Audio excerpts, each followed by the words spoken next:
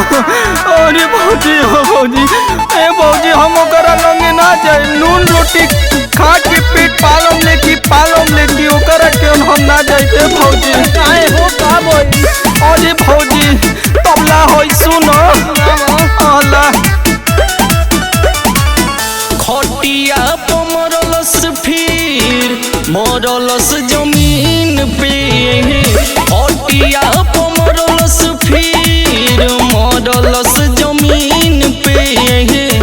ये भौजी रे भौजी पियबा भूखाबिला लइका गिन के। रे भौजी पियबा भूखाबिला लइका गिन के। भौजी बहुत सतावत बा लोगला, देखा ओकर का करामात वापस खाली तू सुना।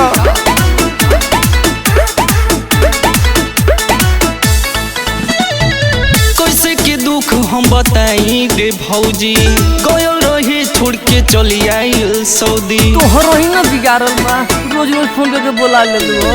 कैसे के दुख हम बताई रे भौजी, गयल रही छोड़ के चली आई सऊदी।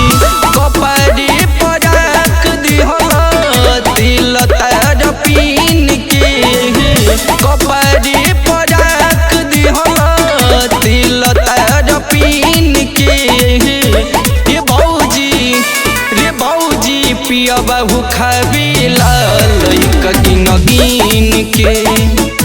रे भौजी पियबा भूखाबिला लइका गिन। ए भौजी भौजी रे मनीषा पखंडी और नेवास के मिल के बस खाली गांजा पियता है भौजी। हम के तनी सही ओकर।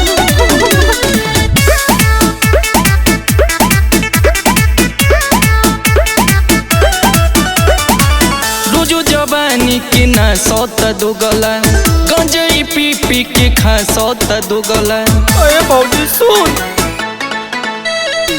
रोजो जवानी के ना सौता दुगला, गंजई पी के खा सौता दुगला।